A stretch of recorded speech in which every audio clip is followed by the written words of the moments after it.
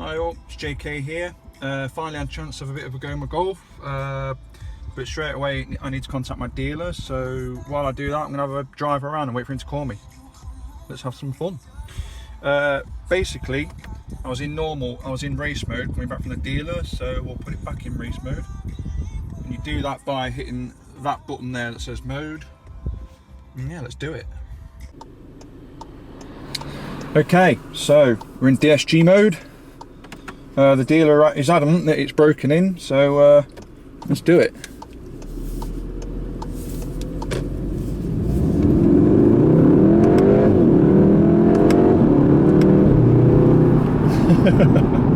Oh wow.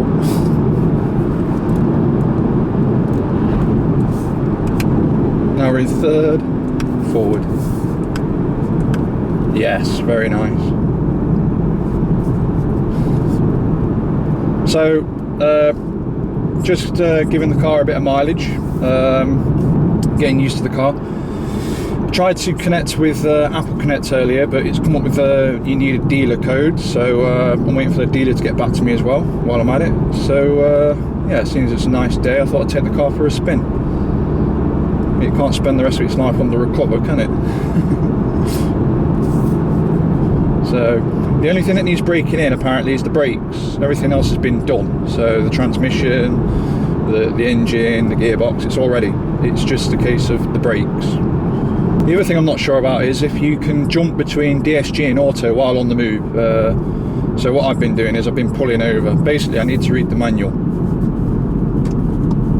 Actually I can't slow down quick enough. I'll carry on. I don't want to abuse the brakes basically. The thing about DSG is, which I kind of like actually, is if you're not sure what gear to go in and what speed to go in, it does it all for you like the auto. Also, just now I was in DSG but not sport mode, so now I'm in sport mode, so let's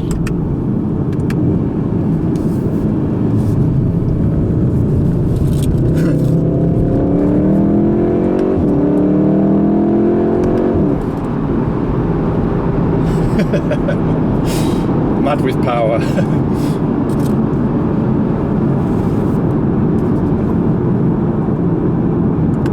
Get ready to overtake this guy, nice and safely of course, within the speed limits.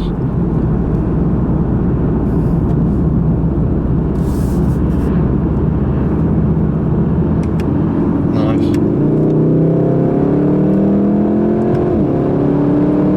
Easy, easy, easy.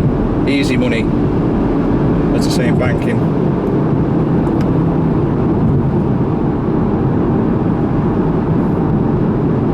It's like a supercar, which is what I'm treating it like. I'm keeping it under the cover, you know, breaking the brakes in properly,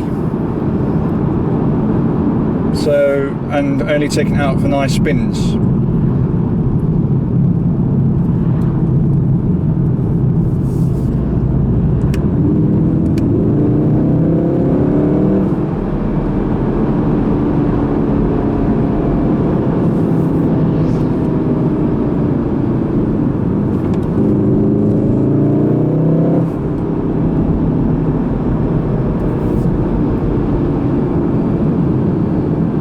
Yeah, nice, very nice.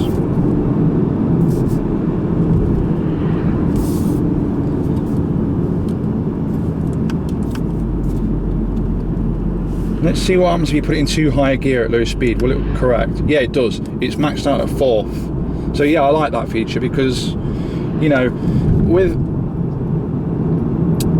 the obvious drawback of the obvious advantage of the typical manual is you can just look down and see what gear you're in, but once you get used to the digital display there, you're okay pretty much, and it advises you when to change up and change down a gear, which I like. That's a good feature.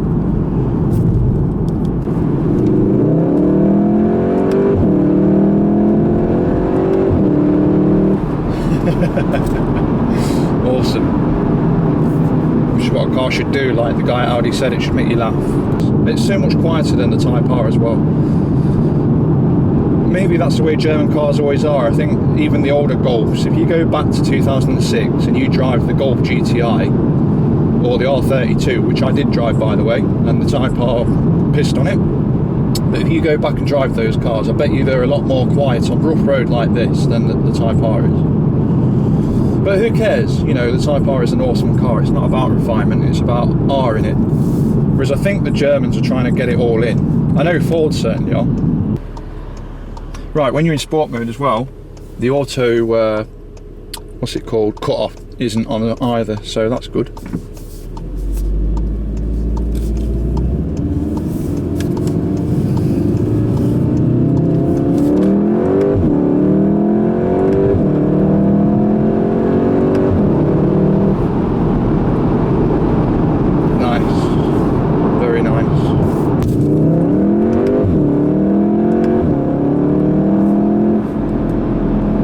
God, it's so responsive.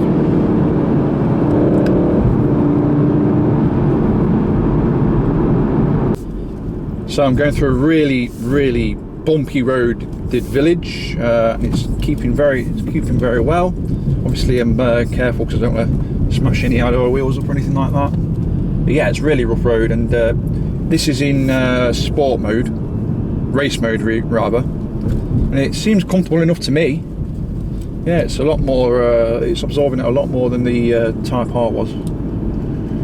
So that's why it might be close on the track between these two cars. Probably the Type R would beat this car on the track, I don't know. And I'm talking about the FK2. Be interesting to see what would happen. But I mean, the four-wheel drive on this, it's just untouchable.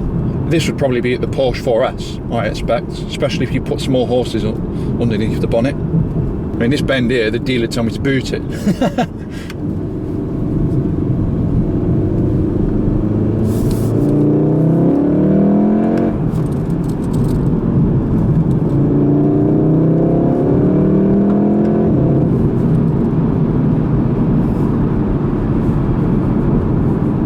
Getting them brakes worn, bedded in a bit.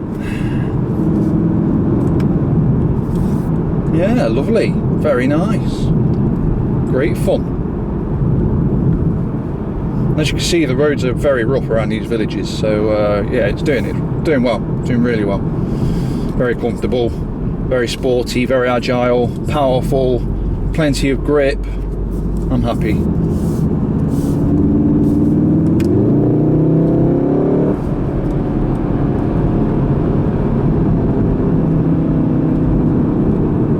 Very nice. Look at this road, it's appalling. I come on this road on my road bike and I struggle, so I know how crap it is. So it's a good test bed. Is this place busy? It usually is. I don't know why, because the food's not all that. Anyway, we can pull in here.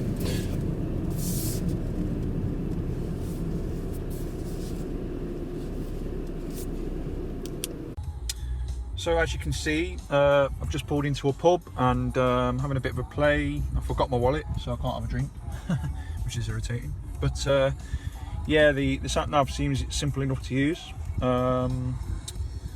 Obviously, it's a bit difficult while I'm filming, but yeah, that's trying to route me to, let's see, start. And yeah, as usual, it plays through the sound system. Okay, that's fine. And then there's the manual there, as you can see. I did initially start out reading it and playing about, but then my dealer sent me an email saying you should be out and about in your car having fun in this weather. So at the minute we've done about nearly 50 miles. There you go, nearly 50 miles. I've just given it a bit of turbo and a bit of a run on it up and down the DSG box. My dealer said that's okay to do that, and the service engineer said it's okay to do that as well. So yeah, I'm happy at that. The radio is awesome. It's DAB, digital radio. This is the 6-screen Discover Nav. It's not the Pro. The Pro is basically the same thing but a bigger screen. There's your USB connection for your iPhone, which is great. It charges perfectly. Phone calls are brilliant on this, faultless. It pairs using Bluetooth, as you can see there. My iPhone is connected, so yeah, it's great. I can't complain, as they say. Well, what I've basically got to do is I've got to learn, you know, what does that do, what does the off button do there. I'm guessing that's traction control. Let's have a look, see what it does. Nothing seems to have happened, so there's no glowing light or anything. Maybe it only happens when you're driving, but I think everything seems quite straightforward, to be honest. Like I say, the only thing I'm having problems with is if I go to menu, connect to that, it's telling me to do that, which I'm waiting for him to get back to me. And if I do that and go CarNet app, I've got to do that, and I tried doing it on the VW website from my phone, and for some reason it wouldn't get past the button once you filled in the form and hit submit. So I've no idea what that is. Media, which I guess is when you put an MP3 in or whatever, which I wouldn't be doing. I'll be doing it off my phone. So there you go through your iPhone and you go through contacts and ring people, and that's brilliant. Works really well. Very easy. What else? Car, which I don't really know what that's supposed to be. I guess it tells you how you're driving and what MPG you're going to achieve driving the way you are doing, what you'll get out of a tank and things like that, I suppose. I don't know. It's all in the manual that I'm going to read when I get a chance. Traffic, service, that'll be the usual. There you go. Luckily we're not going on any of those routes. It looks like a busy day today. So yeah, there's quite a lot of stuff to learn. I mean, there's this section here which is the adaptive cruise controller. No, that bit there, because it's slightly upside down, that's to do with the trip computer. Let's have a play with that one.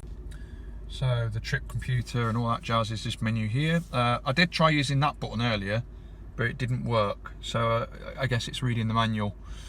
Obviously it's to do with your phone, but it didn't work. So I've done it all via the touch screen there. Just go back to radio, get some music on. So yeah, the trip computer is that button there, and then when you do that, it cycles through vehicle status, lap timer, which is cool. Driving data, which might be interesting. What does that tell you? It's not built up enough miles yet to figure out what sort of driver I am. Assistance systems, I guess that's when it calls VW. Oh, deactivated. Now that's interesting. That means that it's actually already, because that's the option. Sorry, that's cruise control. So okay. So yeah, it's a case of you can do navigation from here as well. Well, that's strange. Okay. Audio, which I guess, yeah, so you can change the radio channel from there. So if I go back to radio and press the up and down keys there, I guess it will change through radio stations, which it does. Yeah, it's pretty straightforward, but there's a lot of stuff to learn. That's the main thing. Not to mention, you know, the capabilities of the car and whatnot. So yeah, there she is, parked in the car park after a bit of a blast. As I say, ordinarily I wouldn't have done that, but the dealer is adamant that the car is okay, and straight away a bird's turned all over it. So that'll get washed off when I get home. But yeah, very nice. Another thing I'll show you is the guard X. You may remember that I said it kept my Type R in with a Scotch guard. I bought a carpet as well for the boot to keep it in good nick, but this is the guard X kit, which was an extra 300 quid, but I got a really good reduction on it. Basically got it free. I do recommend this because everything you need to clean your car and keep it in tip-top condition and all that jazz. Like I say, it's £300, so personally I did go for it. So I recommend you should as well. But yeah, I've not really had a chance to have a look at this yet, but it's about twice the size of the Superguard kit that came with the last car. So it'd be interesting to see what is actually in this thing, which I'll have a look when I get back. Oh, it's even got a health kit in there. Oh, that's interesting. So that's what the other half of that is. Sweet. And then there is the oil, which is 5W30 fully synthetic performance oil. They've given me Edge, but you know, with the Type R I've got Magnatech, so that's what I tend to use. But the other thing is, you can, when you close this boot, you can actually give it a bit of effort, where the Type R one, it just drops in. So that's interesting. And there's the back seats. As you can see, my parents have been in it already, but it's tidy, it's spacious, it's good for a family. So yeah, it's a really nice car. It's not just, it's got supercar performance, but with an everyday practical reliability and economy to boot. So, but me personally, I'm treating this like a supercar. So, you know, I've not driven it at night time yet, so that's to come. So yeah, as you can see, that's the 19-inch Pictorial wheels, which is the optional extra, which I got thrown in.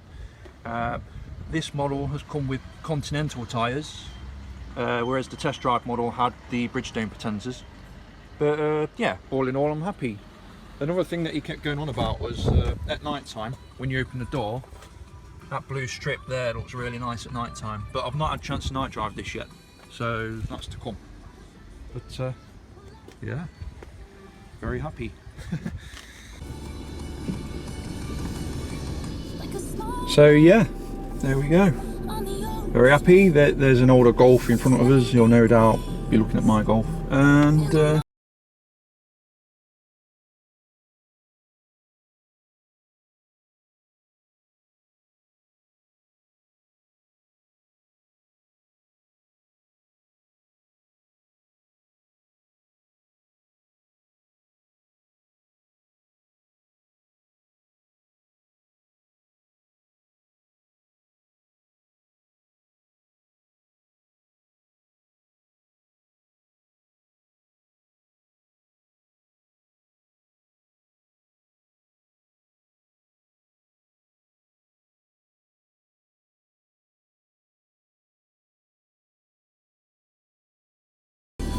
gets very busy, lots of nice cars here and all that jazz. Here comes another car.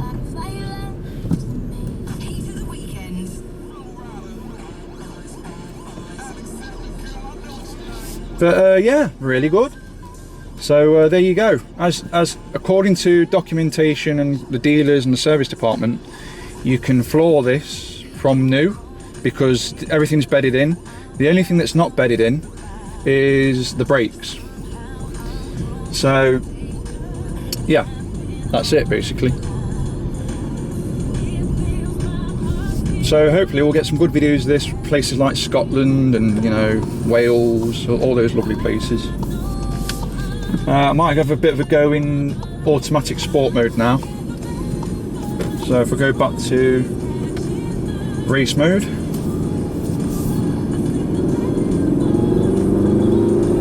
actually I'll wait until I'm out of the village, because what it does is it keeps the revs high, and that's burning your fuel. So which I can't be bothered to do at the minute because I'm in a 30 and I'm deep in a 30 and until I get. Still not sure if I can DSG it while on the move, so I'm not going to bother doing that. But we've had a little play with the DSG as you saw earlier. So right, we're in sport mode now. As you can see, it's gone up to 3000 RPM.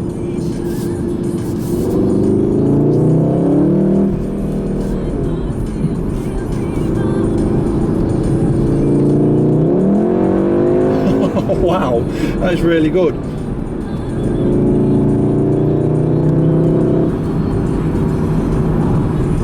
Really good. That is a fabulous box. I'm sorry, but it's so good. I mean, it might even be better than using DSG, to be honest with you.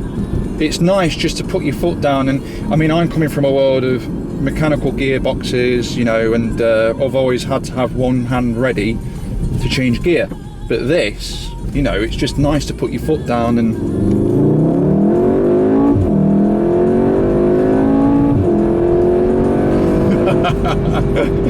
brilliant, brilliant. Wow.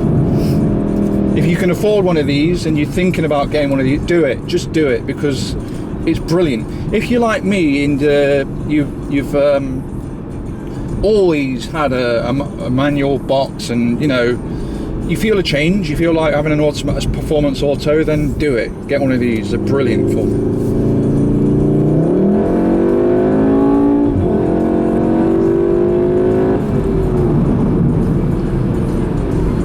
Fabulous.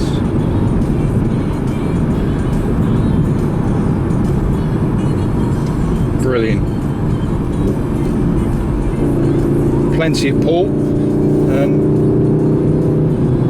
You know, going uphill, there's no feel like, you don't even feel like you're going uphill, you know, where you think it'll slow the car down because it's using more power to brilliant, it's fabulous.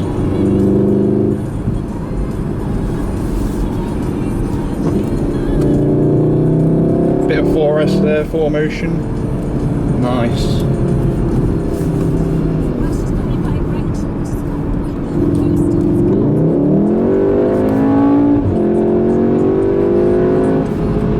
Fabulous. Love it. Absolutely love it. This is a little supercar if you ask me. Little supercar. Just dabbing on the brakes now, since back there actually. So I can see what he means. What's happening is it propels you forward, and your initial instinct is to slam the brakes on. Whereas me, with my Land Cruiser, I've you know, to save brakes, you brake early on. And now back into normal mode. So now you drive civilized. If I go into mode on the screen here, it should put the box back in suspension, soften the suspension up, and you know, make it quieter, so the kids can relax and the family can relax.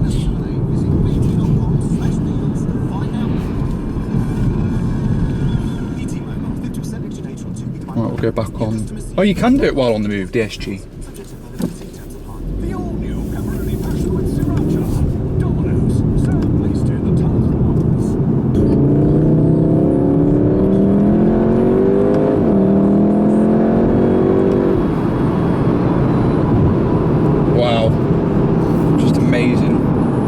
Blistering performance.